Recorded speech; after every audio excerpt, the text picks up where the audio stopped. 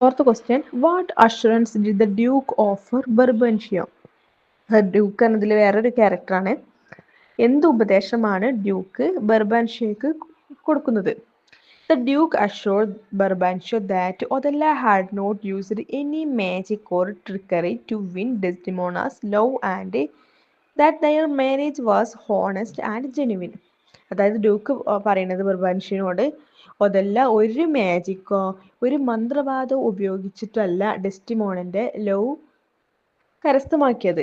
അതുപോലെ തന്നെ അവരുടെ മാരേജ് സത്യസന്ധതും ജെനുവിനും ഹോണസ്റ്റുമാണ് എന്നാണ് പറയുന്നത്. അതുപോലെ he said that even his own doctor, അദ്ദേഹത്തിന്റെ മകള് പോലും അവനെ വിവാഹം ചെയ്യുമായിരുന്നു.